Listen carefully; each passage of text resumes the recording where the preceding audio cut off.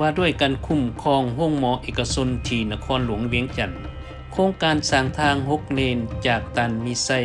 ไปหาซีเกิดจะสำเร็จช้าจากที่กำหนดหัวข้ามน้ำของทางรถไฟลาวจีนสำเร็จ 80%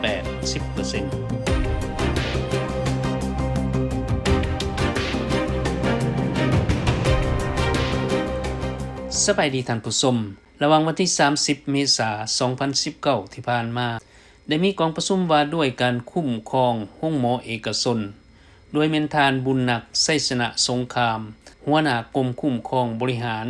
โรงหมอเอกชนทั่วประเทศบรรดาโรงหมอเอกชนในนครหลวงเวียงจันทน์ที่พ่วมดำเนินธุรกิจทางด้านการแพทย์หรือเป็นปัวพยาธิบางธุรกิจโรงหมอกำลังบุกเบิกก่อสร้างขึ้นใหม่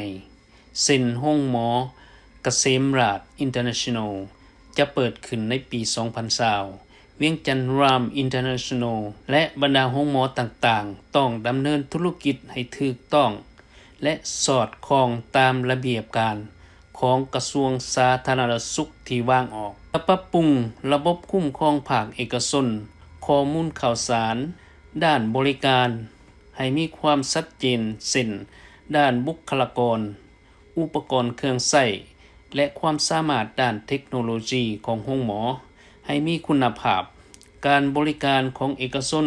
ก็คือภาครัฐตามระเบียบของรัฐบาลการนำใช้ระบบ IT จะเริ่มปฏิบัติในต้นเดือนพฤษภาคมปี 2019 เป็นต้นไปสบายดี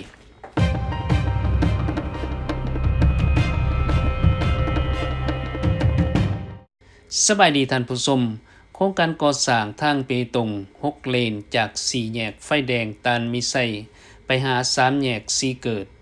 ที่มีความยาว 9.37 กิโลเมตรซึ่งแม่นกลุ่มบริษัทตังเจริญจำกัดเป็นผู้รับเหมาก่อสร้างจากโครงการของแผนกโยธาธิการและขนส่งนครหลวงเวียงจันทน์โครงการได้เริ่มก่อสร้างแต่ปี 2016ให้แล้วปี 2018 แต่ภายหลังการก่อสร้างมาฮอดปี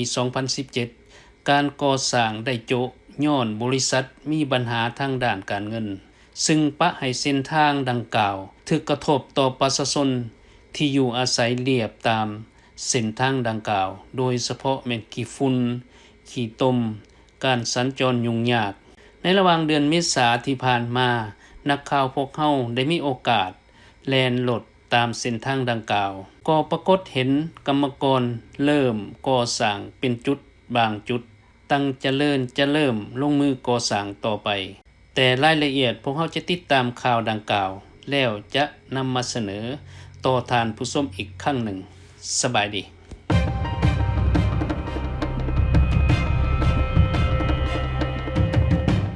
ขัวข้ามน้ำของทางรถไฟลาวจีนอยู่แขวงหลวงพระบาง1ใน2แห่งที่กำลังก่อสร้างอยู่จุดเมืองจอมเพชรนครหลวงพระบางขัวยาว 1,458 เมตรมีเสาทั้งหมด30กว่าต้นโดยแม่นบริษัททางรถไฟเลข8ของจีนเป็นผู้รับเหมาก่อสร้างมาฮอดปัจจุบันสำเร็จแล้ว 80% คาดว่าจะสำเร็จสมบูรณ์ในเดือน10ปี 2019 นี้เองสบายดี